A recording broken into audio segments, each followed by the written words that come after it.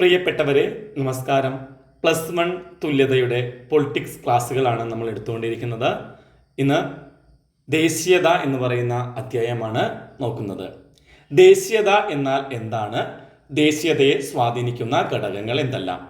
ഒരു രാഷ്ട്രത്തിലെ ജനങ്ങൾക്കിടയിലുള്ള ഏകതാബോധവും കൂട്ടായ്മയുമാണ് ദേശീയത. ഒരു രാഷ്ട്രത്തിലെ ജനങ്ങൾക്കിടയിലുള്ള ഏകതാബോധവും കൂട്ടായ്മയെയുമാണ് നമ്മൾ ദേശീയത എന്ന് പറയുന്നത്. നിരവധി ഘടകങ്ങൾ ദേശീയതയുടെ വളർച്ചയെ സ്വാധീനിക്കുന്നുണ്ട്. പൊതുവായ വിശ്വാസങ്ങൾ, പൊതുവായ ചില ലക്ഷ്യങ്ങൾക്ക് വേണ്ടി ജനങ്ങളിൽ ഉണ്ടാകുന്ന ഏകതാബോധവും കൂട്ടായ്മയുമാണ് പൊതുവായ വിശ്വാസം എന്നതുകൊണ്ട് അർത്ഥമാക്കുന്നത്. ചരിത്രം, രാഷ്ട്രത്തിൻ്റെ പൊതുവായ വിശ്വാസങ്ങൾ, ഐതിഹ്യങ്ങൾ, ആചാരങ്ങൾ, അനുഷ്ഠാനങ്ങൾ, നിയമങ്ങൾ എന്നിവ ജനങ്ങളെ ഒന്നിപ്പിക്കുന്നു. രാഷ്ട്രത്തിൻ്റെ പൊതുവായിട്ടുള്ള വിശ്വാസങ്ങൾ, ഐതിഹ്യങ്ങൾ, ആചാരങ്ങൾ, അനുഷ്ഠാനങ്ങൾ, നിയമങ്ങൾ എന്നിവ ജനങ്ങളെ ഒന്നിപ്പിക്കുന്നു. ഭൂപ്രദേശം, ഒരു പ്രത്യേക ഭൂപ്രദേശത്ത് ഏറെക്കാലം ഒരുമിച്ച് താമസിക്കുകയും പൊതുവായ ഒരു ഭൂതകാലം പങ്കുവെക്കുകയും ചെയ്യുമ്പോൾ ജനങ്ങളിൽ ഏകതാബോധം രൂപപ്പെടുന്നു. ഒരു ഭൂപ്രദേശത്ത് ഏറെക്കാലം ഒരുമിച്ച് താമസിക്കുകയും പൊതുവായ ഒരു ഭൂതകാലം പങ്കുവെക്കുകയും ചെയ്യുമ്പോഴാണ് ജനങ്ങളിൽ ഏകതാബോധം രൂപപ്പെടുന്നത്. പൊതുവായ രാഷ്ട്രീയ ആദർശങ്ങൾ, ജനാധിപത്യം, മതേതരത്വം, പാർലമെന്ററി ജനാധിപത്യം, സോഷ്യലിസം, ലിബറലിസം എന്നീ ആശയങ്ങൾ ജനങ്ങൾക്കിടയിൽ കൂട്ടായ്മ വർദ്ധിപ്പിക്കുന്നു. അപ്പൊ ജനങ്ങൾക്കിടയിൽ കൂട്ടായ്മ വർദ്ധിപ്പിക്കുന്ന ചില ആശയങ്ങളാണ് ജനാധിപത്യം, മതേതരത്വം, പാർലമെന്ററി ജനാധിപത്യം, സോഷ്യലിസം, ലിബറലിസം എന്നിവ. പൊതുവായ രാഷ്ട്രീയ സമത്വം, പൊതുവായ വംശ പരമ്പര, ഭാഷ, മതം എന്നിവ ജനങ്ങളെ ഒരുമിപ്പിക്കുകയും അവർക്ക് സാംസ്കാരിക സ്വത്വം പ്രഭാവനം ചെയ്യുകയും ചെയ്യുന്നു. പൊതുവായ വംശപരമ്പര, ഭാഷ, മതം എന്നിവ ജനങ്ങളെ ഒരുമിപ്പിക്കുകയും അവർക്കൊരു സാംസ്കാരിക സത്വം പ്രദാനം ചെയ്യുകയും ചെയ്യുന്നു. ഇന്ത്യയെ കണ്ടെത്തൽ എന്ന കൃതിയുടെ കർത്താവ് ആരാണ്? ജവഹർലാൽ നെഹ്റുവാണ് ഇന്ത്യയെ കണ്ടെത്തൽ എന്ന കൃതിയുടെ കർത്താവ്. ഇനി മതേതരത്വം, അന്തർ മത മേധാവിത്വവും ആന്തരിക മത മേധാവിത്വവും തമ്മിലുള്ള വ്യത്യാസം എന്താണ്? ആദ്യം അന്തർ മത മേധാവിത്വം എന്താണെന്ന് നോക്കാം. ഒരു മതം മറ്റൊരു മതത്തിന്റെ മേൽ ആധിപത്യം സ്ഥാപിക്കുകയും വിവേചനം പുലർത്തുകയും ചെയ്യുന്നതാണ് അന്തർ മത മേധാവിത്വം. ഒരു മതം മറ്റൊരു മതത്തിന്റെ മേൽ ആധിപത്യം സ്ഥാപിക്കുകയും വിവേചനം പുലർത്തുകയും ചെയ്യുന്ന പ്രതിഭാസമാണിത്. മിക്ക രാജ്യങ്ങളിലും മതന്യൂനപക്ഷങ്ങളാണ് ഇത്തരം വിവേചനങ്ങൾ നേരിടേണ്ടി വരുന്നത്. ആന്തരിക മത മേധാവിത്വം, ഒരു മതത്തിനുള്ളിലുള്ള ഒരു വിഭാഗം മറ്റൊരു വിഭാഗത്തോട് കാണിക്കുന്ന മേധാവിത്വവും വിവേചനവുമാണ് ആന്തരിക മത മേധാവിത്വം എന്നത്. ഒരു മതത്തിനുള്ളിൽ തന്നെയുള്ള ജാതി വിവേചനവും സ്ത്രീകളോടുള്ള വിവേചനവും യാഥാസ്ഥിതിക മേധാവിത്വവുമെല്ലാം ആന്തരിക മതമേധാവിത്വത്തിന്റെ ഉദാഹരണങ്ങളാണ്. ഒരു മതത്തിനുള്ളിൽ തന്നെയുള്ള ജാതി വിവേചനം, സ്ത്രീകളോടുള്ള വിവേചനം, യാഥാസ്ഥിതിക മേധാവിത്വവുമെല്ലാം ഇതിനുള്ളിൽ വരുന്നു. മതേതരത്വം എന്നാൽ എന്താണ്? അന്തർ മത മേധാവിത്വത്തിൽ നിന്നും ആന്തരിക മത മേധാവിത്വത്തിൽ നിന്നും മുക്തമായ ഒരു സമൂഹം സാക്ഷാത്കരിക്കാൻ ലക്ഷ്യമിട്ടുകൊണ്ടുള്ള ഒരു നൈതിക സിദ്ധാന്തമാണ് മതേതരത്വം. അന്തർ മത മേധാവിത്വത്തിൽ നിന്നും ആന്തരിക മത മേധാവിത്വത്തിൽ നിന്നും മുക്തമായ ഒരു സമൂഹം സാക്ഷാത്കരിക്കാൻ ലക്ഷ്യമിട്ടുകൊണ്ടുള്ള ഒരു നൈതിക സിദ്ധാന്തമാണിത്. ഇത് മതങ്ങൾക്കുള്ളിലുള്ള സ്വാതന്ത്ര്യത്തെയും സമത്വത്തെയും അതോടൊപ്പം തന്നെ മതങ്ങൾക്കിടയിലുള്ള സമത്വത്തെയും പ്രോത്സാഹിപ്പിക്കുന്നു. ഇത് മതങ്ങൾക്കുള്ളിലുള്ള സ്വാതന്ത്ര്യത്തെയും സമത്വത്തെയും അതോടൊപ്പം തന്നെ മതങ്ങൾക്കിടയിലുള്ള സമത്വത്തെയുമാണ് പ്രോത്സാഹിപ്പിക്കുന്നത്. ഇവിടെ എല്ലാ മതങ്ങളെയും തുല്യതയോടെ പരിഗണിക്കുന്നു. ഒരു മതത്തിനും പ്രത്യേക പരിഗണന നൽകുന്നില്ല. ഇവിടെ എല്ലാ മതങ്ങളും തുല്യരാണ്.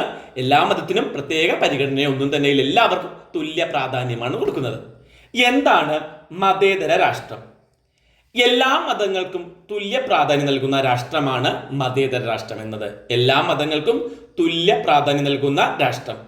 മതേതര രാഷ്ട്രത്തിൽ ഔദ്യോഗികമായ മതം ഉണ്ടായിരിക്കുകയില്ല. രാഷ്ട്രത്തെയും മതത്തെയും തമ്മിൽ വേർപെടുത്തിയിരിക്കും. എല്ലാ മതങ്ങൾക്കും സ്വതന്ത്രമായി പ്രവർത്തിക്കാനുള്ള അവകാശമുണ്ടായിരിക്കും. ഒരു മതേതര രാഷ്ട്രത്തിൽ ഔദ്യോഗികമായ ഒരു മതം ഉണ്ടായിരിക്കുകയില്ല. രാഷ്ട്രത്തെയും മതത്തെയും തമ്മിൽ വേർപെടുത്തിയിരിക്കും. എല്ലാ മതങ്ങൾക്കും സ്വതന്ത്രമായി പ്രവർത്തിക്കാനുള്ള അവകാശം അവിടെ ഉണ്ടായിരിക്കും. മതേതരത്വത്തിന്റെ പാശ്ചാത്യ മാതൃകയും ഇന്ത്യൻ മാതൃകയും തമ്മിലുള്ള വ്യത്യാസം വിവരിക്കുക. പാശ്ചാത്യ മതേതരത്വം നോക്കാം. പാശ്ചാത്യ മതേതരത്വത്തിൽ രാഷ്ട്രവും മതവും പരസ്പരം ഇടപെടാതെ കർശനമായ അകലം പാലിക്കുന്നു. അതായത് രാഷ്ട്രം മതകാര്യങ്ങളിലോ മതം രാഷ്ട്രകാര്യങ്ങളിലോ ഇടപെടുന്നില്ല. രാഷ്ട്രം മതകാര്യങ്ങളിലോ മതം രാഷ്ട്രകാര്യങ്ങളിലോ ഇടപെടില്ല. രാഷ്ട്രത്തിന്റെ നിയമവ്യവസ്ഥക്കുള്ളിൽ നിന്നുകൊണ്ട് പ്രവർത്തിക്കുന്നിടത്തോളം മതസമുദായങ്ങളുടെ പ്രവർത്തനത്തെ രാഷ്ട്രം തടസ്സപ്പെടുത്തുന്നില്ല. രാഷ്ട്രത്തിന്റെ നിയമവ്യവസ്ഥക്കുള്ളിൽ നിന്നുകൊണ്ട് പ്രവർത്തിക്കുന്നിടത്തോളം മതസമുദായങ്ങളുടെ പ്രവർത്തനത്തെ രാഷ്ട്രം തടസ്സപ്പെടുത്തുകയുമില്ല. ഇവിടെ വ്യക്തികൾക്കും വ്യക്തികളുടെ അവകാശങ്ങൾക്കുമാണ് പ്രാധാന്യം നൽകുന്നത്. വ്യക്തികൾക്കും വ്യക്തികളുടെ അവകാശങ്ങൾക്കുമാണ് ഇവിടെ പ്രാധാന്യമുള്ളത്. സാമുദായിക അടിസ്ഥാനത്തിലുള്ള അവകാശങ്ങൾക്ക് പ്രാധാന്യം നൽകുന്നില്ല. മാത്രമല്ല മതപരിഷ്കരണത്തെ രാഷ്ട്രം പിന്തുണയ്ക്കുകയോ മതസ്ഥാപനങ്ങൾക്ക് സാമ്പത്തികമായ സഹായം നൽകുകയോ ചെയ്യുന്നില്ല. ഇവിടെ വ്യക്തികൾക്കും വ്യക്തികളുടെ അവകാശങ്ങൾക്കുമാണ് പ്രാധാന്യമുള്ളത്.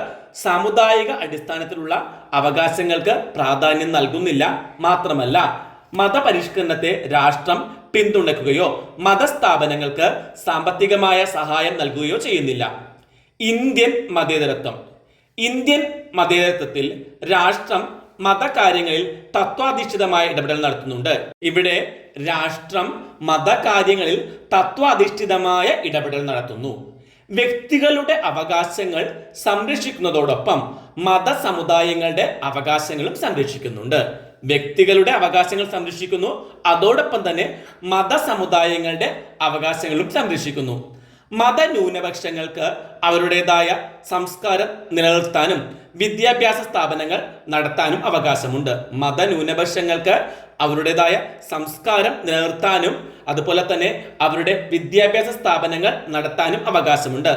മാത്രമല്ല മതം രാഷ്ട്ര മതപരിഷ്കരണത്തിനെ പിന്തുണയ്ക്കുന്നു. മാത്രമല്ല രാഷ്ട്രം മതപരിഷ്കരണത്തെ പിന്തുണയ്ക്കുകയും ചെയ്യുന്നു. അയിത്ത നിർമാർജനവും ശൈശവ വിവാഹ നിരോധനവും ഇതിന് ഉദാഹരണമാണ്. അയിത്ത നിർമാർജനം, ശൈശവ വിവാഹ നിരോധനം എന്നിവ ഇതിന് ഉദാഹരണങ്ങളായി പറയാം. ഇന്ത്യൻ മതേതരത്വത്തെ പറ്റിയുള്ള വിമർശനങ്ങൾ എന്തെല്ലാം? ഇന്ത്യൻ മതേതരത്വം മതവിരുദ്ധമാണെന്ന് വാദിക്കുന്നു. ചിലർ പറയുകയാണ് ഇന്ത്യൻ മതേതരത്വം മതവിരുദ്ധമാണെന്ന്. മതങ്ങളുടെ ആഭ്യന്തര കാര്യങ്ങളിൽ രാഷ്ട്രത്തിന്റെ ഇടപെടൽ ഉണ്ടാകുന്നുണ്ട്. മതങ്ങളുടെ ആഭ്യന്തര കാര്യങ്ങളിൽ രാഷ്ട്രത്തിന്റെ ഇടപെടലുണ്ട്. ഇന്ത്യൻ മതേതരത്വം പാശ്ചാത്യ ഇറക്കുമതിയാണ്. ഇവ ഇന്ത്യൻ സാഹചര്യങ്ങൾക്ക് അനുയോജ്യമായിട്ടുള്ളതല്ല. ഇന്ത്യൻ മതേതരത്വം പാശ്ചാത്യ ഇറക്കുമതിയാണ്. ഇവ ഇന്ത്യൻ സാഹചര്യങ്ങൾക്ക് അനുയോജ്യമല്ല. ഇന്ത്യൻ മതേതരത്വം ന്യൂനപക്ഷത്തിന് പ്രത്യേക അവകാശങ്ങൾ നൽകുന്നുണ്ട്. വ്യത്യസ്ത മതവിഭാഗങ്ങൾ നിലനിൽക്കുന്ന ഇന്ത്യയിൽ മതേതരത്വം അപ്രായോഗികവും അസാധ്യവുമാണെന്നാണ് വിമർശകർ കുറ്റപ്പെടുത്തുന്നത്. അപ്പൊ ഇന്ത്യൻ മതേതരത്വം ന്യൂനപക്ഷത്തിന് പ്രത്യേകമായ അവകാശങ്ങൾ നൽകുന്നു. വ്യത്യസ്ത മതവിഭാഗങ്ങൾ നിലനിൽക്കുന്ന ഇന്ത്യയിൽ മതേതരത്വം അപ്രായോഗികവും അസാധ്യവുമാണെന്നാണ് വിമർശകർ കുറ്റപ്പെടുത്തുന്നത്. അടുത്തത് സമാധാനം. ഘടനാപരമായ ഹിംസ എന്നാൽ എന്താണ്? ഘടനാപരമായ ഹിംസയുടെ രൂപങ്ങൾ എന്തെല്ലാമാണ്? സാമൂഹ്യ ഘടനയിൽ വിവിധ തരം അസമത്വങ്ങളും ചൂഷണങ്ങളും നിലനിൽക്കുന്നുണ്ട്. സാമൂഹ്യ ഘടനയിൽ വിവിധ തരത്തിലുള്ള അസമത്വങ്ങളും ചൂഷണങ്ങളും നിലനിൽക്കുന്നുണ്ട്. സാമൂഹ്യ ഘടനയിലോ സാമൂഹ്യ സ്ഥാപനങ്ങളിലോ ഇത്തരം വിവേചനവും അസമത്വവും നിലനിൽക്കുന്നുണ്ടെങ്കിൽ അതിനെ ഘടനാപരമായ ഹിംസ എന്നാണ് പറയുന്നത്. സാമൂഹ്യ ഘടനയിലോ സാമൂഹ്യ സ്ഥാപനങ്ങളിലോ ഇത്തരം വിവേചനവും അസമത്വവും നിലനിൽക്കുന്നുണ്ട് എങ്കിൽ അതിനെ നമുക്ക് ഘടനാപരമായ ഹിംസ എന്ന് വിളിക്കാം. ഘടനാപരമായ ഹിംസയുടെ കാരണങ്ങൾ പറയാം. ഒന്നാമത്തേത് ജാതി വ്യവസ്ഥ.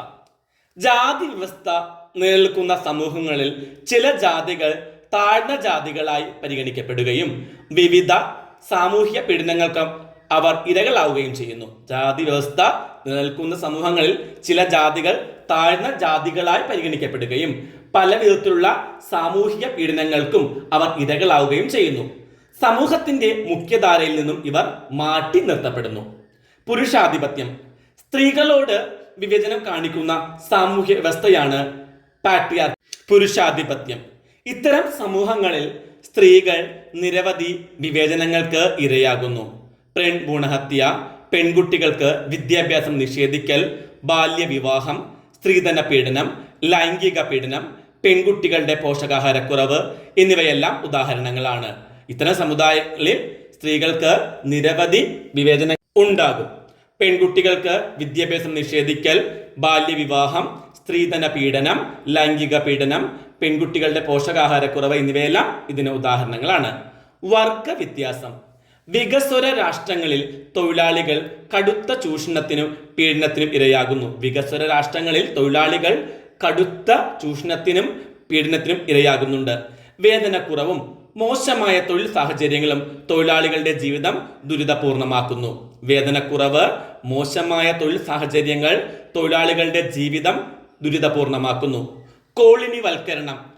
കൊളോണിയൽ ശക്തികൾ മറ്റു രാജ്യങ്ങളുടെ ഭൂപ്രദേശങ്ങൾ കൈവശപ്പെടുത്തുകയും തദ്ദേശീയരായ ജനതയെ വിവിധ തരത്തിൽ ചൂഷണത്തിന് വിധേയരാക്കുകയും ചെയ്യുന്നു. കൊളോണിയൽ ശക്തികൾ മറ്റു രാജ്യങ്ങളുടെ ഭൂപ്രദേശങ്ങൾ കൈവശപ്പെടുത്തുകയും തദ്ദേശീയരായ ജനങ്ങളെ വിവിധ തരത്തിൽ ചൂഷണത്തിന് വിധേയരാക്കുകയും ചെയ്യുന്നു. വംശീയത.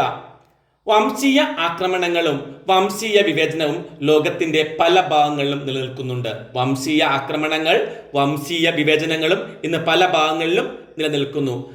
അമേരിക്കയിലെ നീഗ്രോ അടിമത്തവും ജർമ്മനിയിലെ ജൂത കൂട്ടക്കൊലയും ദക്ഷിണാഫ്രിക്കയിലെ വർണ്ണ വിവേചനവും ഇതിന് ഉദാഹരണങ്ങളാണ്. വർഗീയത. ഒരു സമുദായം മറ്റൊരു സമുദായത്തിന്റെ മേൽ ആധിപത്യം സ്ഥാപിക്കാൻ ശ്രമിക്കുന്നതാണ് വർഗീയത. മിക്ക രാജ്യങ്ങളിലും ന്യൂനപക്ഷ മതവിഭാഗങ്ങൾ വിവിധ തരം വിവേചനങ്ങൾക്കും ഹിംസയ്ക്കും ഇരയാകാറുണ്ട്. ഒരു സമുദായം മറ്റൊരു സമുദായത്തിന്റെ മേൽ ആധിപത്യം സ്ഥാപിക്കാൻ ശ്രമിക്കുന്നതാണ് വർഗീയത. മിക്ക രാജ്യങ്ങളിലും ന്യൂനപക്ഷ മതവിഭാഗങ്ങൾക്ക് വിവിധ തരം വിവേചനങ്ങളും ഹിംസയ്ക്കും ഇരയാകാറുണ്ട്. സമത്വത്തിനെതിരായ ആനുകാലിക വെല്ലുവിളികൾ എന്തെല്ലാമാണ്? പല രാഷ്ട്രങ്ങളും അവരുടെ പരമാധികാരം ഉയർത്തിപ്പിടിക്കുകയും മറ്റു രാഷ്ട്രങ്ങളുടെ ആഭ്യന്തര കാര്യങ്ങളിൽ ഇടപെടുകയും ചെയ്യുന്നുണ്ട്. പല രാഷ്ട്രങ്ങളും അവരുടെ പരമാധികാരം ഉയർത്തിപ്പിടിക്കുന്നു, മറ്റു രാഷ്ട്രങ്ങളുടെ ആഭ്യന്തര കാര്യങ്ങളിൽ ഇടപെടുകയും ചെയ്യുന്നു. പ്രാദേശിക സൈനിക സഖ്യങ്ങളും മറ്റു രാജ്യങ്ങളുടെ മേലുള്ള ആക്രമണവും നടത്തുന്നു. ആധുനിക ആയുധങ്ങളും സാങ്കേതിക വിദ്യ ഉപയോഗിച്ചിട്ടുള്ള ഭീകരവാദവും. ലോകത്തിലെ വിവിധ വിഭാഗങ്ങളിൽ നടക്കുന്ന വംശഹത്യകൾ. അപ്പൊ ആധുനിക ആയുധങ്ങളും സാങ്കേതിക വിദ്യയും ഉപയോഗിച്ചുള്ള ഭീകരവാദം നടക്കുന്നു. ലോകത്തിലെ വിവിധ ഭാഗങ്ങളിൽ നടക്കുന്ന വംശഹത്യകൾ. ഇനി നമുക്ക് വികസനം എന്ന അധ്യായം നോക്കാം. വികസനത്തിന്റെ സാമൂഹ്യ ചെലവിനെ കുറിച്ച് വിവരിക്കുക. വികസനം മനുഷ്യന്റെ സാമൂഹിക ജീവിതത്തിൽ ഉണ്ടാകുന്ന പ്രത്യാഘാതങ്ങളാണ് സാമൂഹ്യ ചെലവ് എന്നത്. വികസനം മനുഷ്യന്റെ സാമൂഹിക ജീവിതത്തിൽ ഉണ്ടാക്കുന്ന പ്രത്യാഘാതങ്ങളാണ് സാമൂഹ്യ ചെലവ്.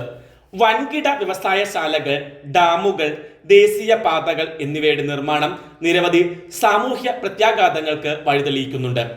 വികസനത്തിന്റെ ഫലമായി ജനങ്ങളെ കുടിയൊഴിപ്പിക്കേണ്ടി വരുന്നു. കുടിയൊഴിപ്പിക്കപ്പെട്ട ജനതയുടെ പരമ്പരാഗത വൈദഗ്ധ്യങ്ങൾ നഷ്ടപ്പെടുന്നു. കുടിയൊഴിപ്പിക്കപ്പെട്ട ജനതയുടെ പരമ്പരാഗതമായ തൊഴിലുകൾ നഷ്ടപ്പെടുന്നു. പല ജനതയും ചേരി പ്രദേശങ്ങളിൽ ജീവിക്കേണ്ട സാഹചര്യം ഒരുങ്ങുന്നു. കുടിയൊഴിപ്പിക്കപ്പെട്ട പ്രദേശത്തെ ജനങ്ങളുടെ സംസ്കാരം തന്നെ ഇല്ലാതെയാകുന്നു. വികസനത്തിന്റെ പാരിസ്ഥിതിക ചെലവിനെ കുറിച്ച് വിവരിക്കുക. വികസനത്തിന്റെ ഫലമായുള്ള പാരിസ്ഥിതിക പ്രശ്നങ്ങളാണ് പാരിസ്ഥിതിക ചെലവ് എന്നതുകൊണ്ട് അർത്ഥമാക്കുന്നത്.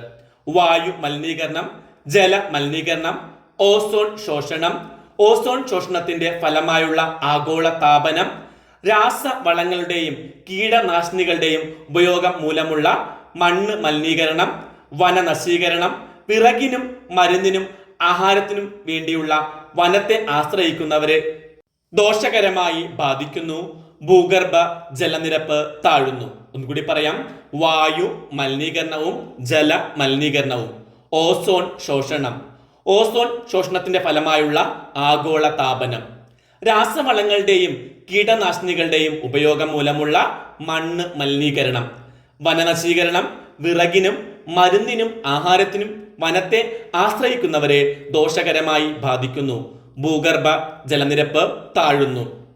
ഇതോടെ ഇന്നത്തെ ക്ലാസ് നമുക്ക് അവസാനിപ്പിക്കാം. മറ്റൊരു ക്ലാസ്സുമായി കാണും വരെ എല്ലാവർക്കും നന്ദി, നമസ്കാരം. എല്ലാവരും നല്ല രീതിയിൽ പഠിക്കുക.